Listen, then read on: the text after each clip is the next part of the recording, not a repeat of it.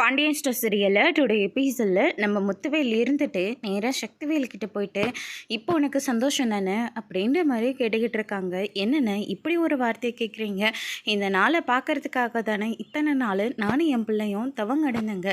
இப்போ எனக்கு ரொம்ப ரொம்ப சந்தோஷமாக இருக்குன்னு இந்த நிமிஷமே என் உசுறு போனால் கூட அதை பற்றி நான் கவலையே படமாட்டேனே.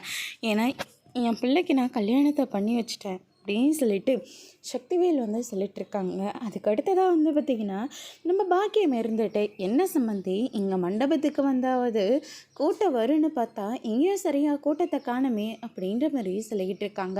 பாக்கியத்துக்கு கண்ணு முன்னாடியே கோமதி வீட்டில் தான் பொண்ணு எடுத்தாங்க. இப்போ கோமதியோட அண்ணன் வீட்டில் பொண்ணையும் கொடுத்துட்ருக்காங்க. என்ன ஒரு மானங்கட்ட சம்பந்தம் அப்படின்னு சொல்லிட்டு பக்கத்தில் இருக்கிறவங்க எல்லாருமே பேசிக்கிட்டு இருக்காங்க. பாக்கியம் இதை கேட்ட உடனே ரொம்பவே அதிர்ச்சி ஆகுறாங்க. அதுக்கடுத்து தான் பார்த்திங்கன்னா நம்ம இனிமேல் பேசாமல் இருக்கிறது தான் எல்லாத்துக்கும் சரியாக இருக்கும் அப்படின்னு சொல்லிட்டு நம்ம பாக்கியம் ஒரு பக்கம் முடிவு எடுக்கிறாங்க. அதுக்கடுத்து தான் பார்த்திங்கன்னா என்னப்பா சக்திவேலு, உங்கள் தங்கச்சி தான் அந்த வீட்டில் பொண்ணு எடுத்திருக்காங்க, அதனோட வாழ்க்கையே எனக்கு கேள்விக்குறியாக நிற்கிதாமே. இப்போ நீ என்னடனா மறுபடியும் அதே வீட்டில் கொஞ்சம் கூட முறை இல்லாமல் போய் பொண்ணு எடுத்திருக்க அப்படின்னு சொல்லிட்டு பார்க்குறவங்க எல்லாருமே பேசிக்கிட்டு இருக்காங்க.